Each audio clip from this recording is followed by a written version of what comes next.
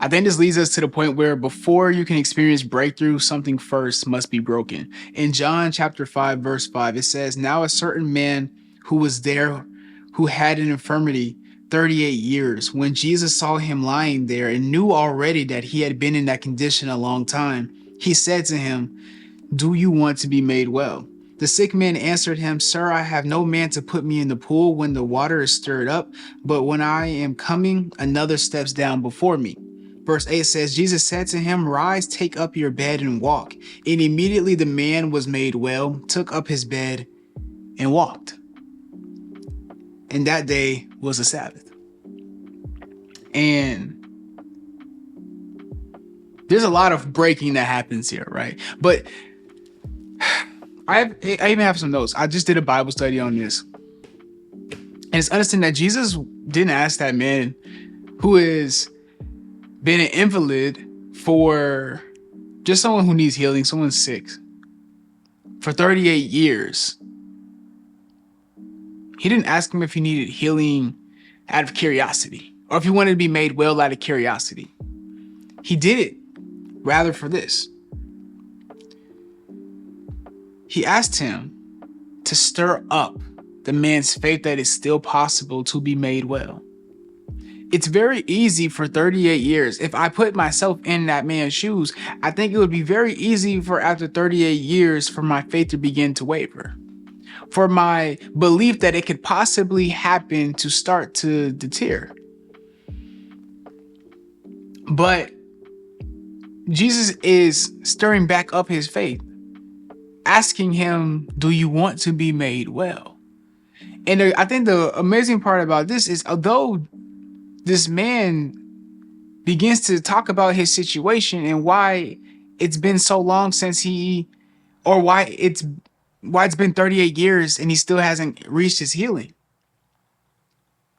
Jesus never really acknowledges it.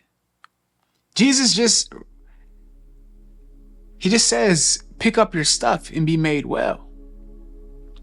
Jesus doesn't acknowledge the obstacles because when you see obstacles, God sees opportunity. He's not worried about your current circumstances because he knows what he's about to lead you to. He knows those are the current conditions and circumstances that you're in is exactly where he's leading you out of. He's in it with you. Isn't it amazing that Jesus met the man? Just like Jesus will meet you in your circumstance, he will meet you in that place and then offer you a way out. And what I love about it is that Jesus didn't just, for the man thinks that the water being stirred up was going to be the thing that saves him. Jesus, one, is not even worried about that water too, because he already knows he's the one who's going to provide the healing. But the second thing is Jesus could have easily satisfied the man and by picking him up and putting him in the water. But what does he do? He tells him to pick up everything that's been weighing him down. He tells him to get up out of the same condition, the same circumstances, the same environment that you've been in for 38 years when you weren't healed. Because now that you're in a new position in life, it's time to go new places. Now that God has provided the breakthrough, it's time to start walking in it. Going further, no matter your current circumstances, no matter your current situation, Jesus is also letting us know this: it's still possible. No matter how long it's been, it's still possible. And Jesus is asking you, do you still believe? Jesus is still asking, do you believe that it's possible for you? Just as the man did. See, the man didn't say no. This is one thing we have to extract from the man. The man didn't say that he doesn't think it's possible. But what does he say? He says, "But while I am coming, another steps down before me." It's been 38 years of that man attempting to be healed. It's been 38 years of that man pursuing it. He's trying to continue to get his breakthrough. Only problem is that man has just been seeking his breakthrough in all the wrong places. Yes, he has legitimate needs, but he's been going to illegitimate places to get them met. Therefore, that's why it's not being met. He's rather going to the world for comfort than going to God for the cure.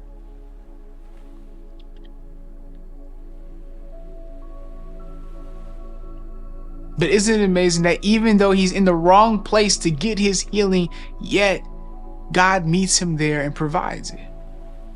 Meaning it doesn't matter where you are, God can meet you there. God is already in it with you.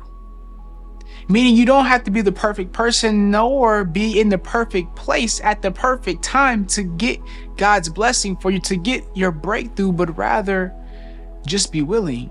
And that's one thing that this man was willing to do, is be willing. Understanding that he'll never be ready, but will you be willing? You'll never be ready, but will you be willing? Because even after 38 years, he was willing to get up and use parts of his body that he probably hasn't used in 38 years. If we just look at context, he's probably been laying down. His legs are probably weren't useful at the time. He probably couldn't even use it if he's not able to get there. Because it says another person steps down in front of me. Therefore, I believe he's saying that he can't use his legs.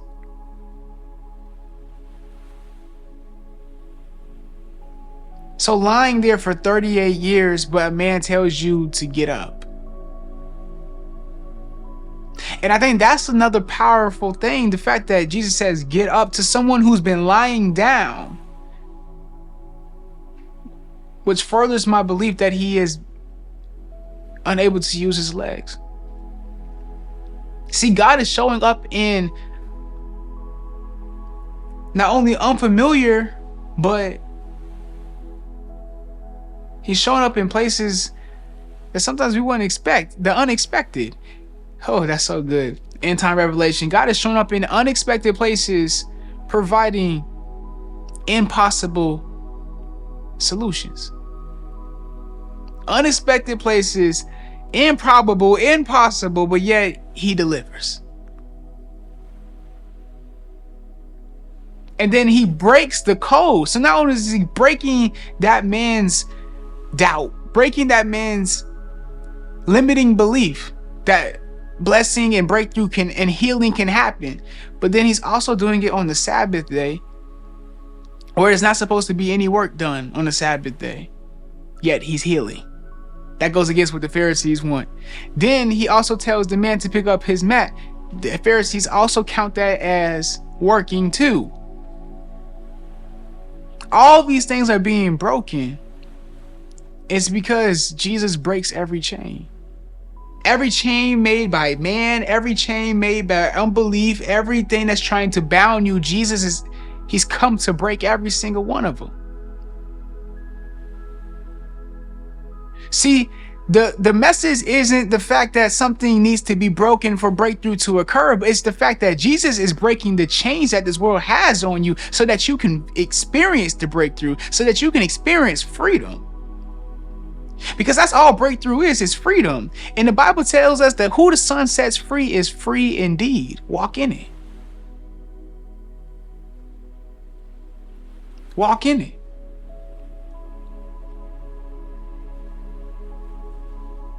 And there was a lot of other places I felt called to go originally. The places that I talked about in the Bible study that I could kind of just take and just bring it back to you. But at the end of the day, God, the Holy Spirit has put something new on my heart. And that just lets you know that you can always go to the Word. And even if I just read it like 15 minutes ago, talked about it for an hour and broke it down to multiple different people and got their perspective. And now I'm here trying to give you the same word, but I'm getting a different message. And it's just to show you that the Bible has such depth to it, that it's a living word and it can always change based on who needs to receive the message. It's not based on the messenger, but rather who the message is getting sent to so that it can be delivered well. And I think that is exactly where we're needing to. That's exactly what this message is for. The person who is seeking breakthrough in the wrong places, in the wrong person, in the wrong things, but rather go to the one who has broken every chain, that who the Son sets free is free indeed. Go to the chain breaker if you're needing break. Go to the chain breaker if you're needing breakthrough.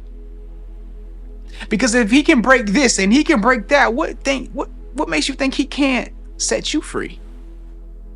If he can heal them and he can heal, what makes you think he can't heal you? Also notice how intentional Jesus is. That after he heals he enters a room where there's blind and there's lame and there's deaf people rather.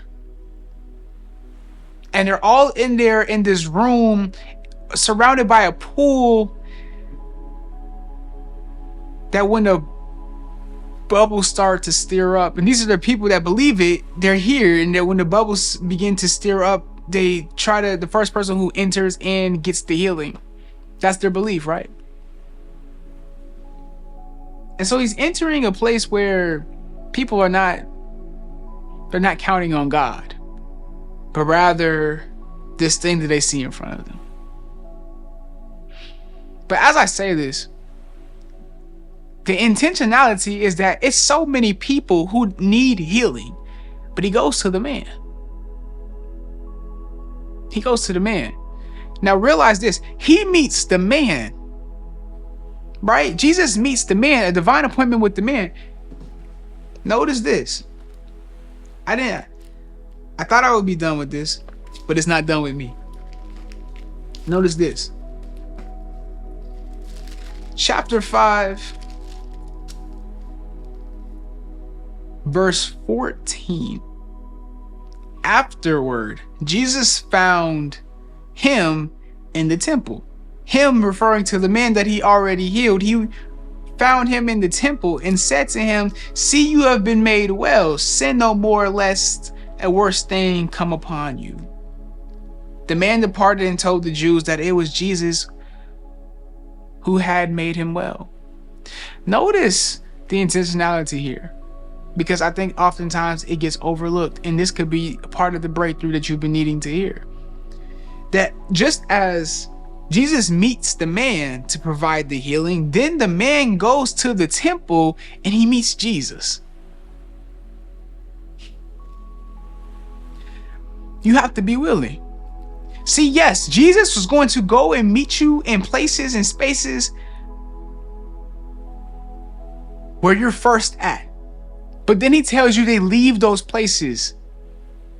And it's important for us that even though God comes to us when we're not cleaned up, when we're not perfect, and he provides the transformative work in us, the completed work, the finished work in us. We're not called to stay in that place, but rather to go. And contextually, I think it's just amazing.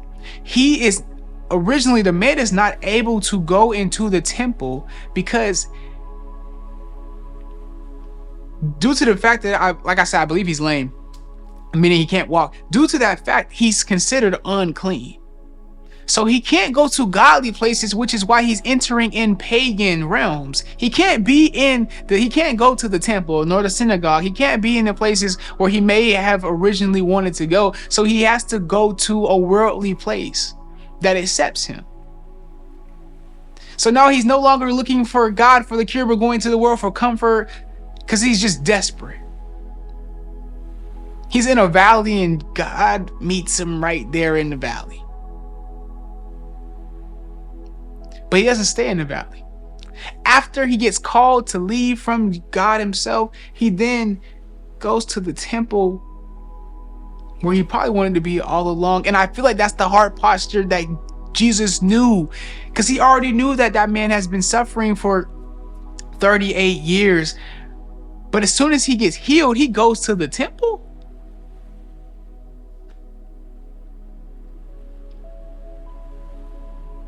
And he meets Jesus just as Jesus met him. Can we get to that part in our lives where not only are not only are we thankful that Jesus meets us in our lowly places, but that we then get up from that lowly place. When he sets us on high, then we go meet him. Just as Jesus meets us in the valley, let's meet him at the mountaintop. Oh, man.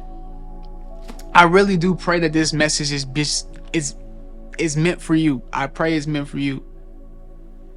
That before breakthrough, before you can experience the fullness of breakthrough, something first must be broken. And that may look like your pride. For a lot of the Pharisees, their pride is blinding them. Their pride is literally pushing away God's promises. Their pride is rejecting God's promises. For others, it's the haughty spirit. It's the flesh. It's the lust of the flesh, or the pride of life, or the lust of the eyes, whatever it may be. I pray that it gets not only cast down, but that the bonds that are trying to hold on to you, Jesus breaks them, so that you can experience an everlasting freedom from them. But what's even more important than you getting the freedom is that you come into agreement with it, that you start walking in alignment with it. Because just as that man was healed, he could have went back to those places. He could have went back to the place in which he was just healed from. He could have. He's been there 38 years. I'm sure he's made some friends. He could have went back to that place, but rather no.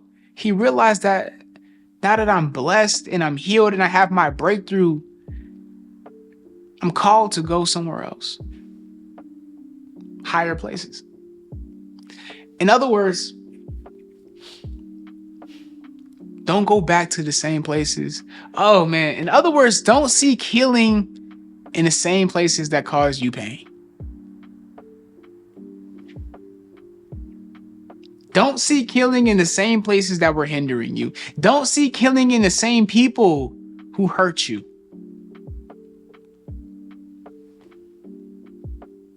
I pray this is for somebody. Pray it's for you. And hey, if not today, well then, y'all know I'm gonna be here and I'm gonna see you tomorrow. So until then, peace.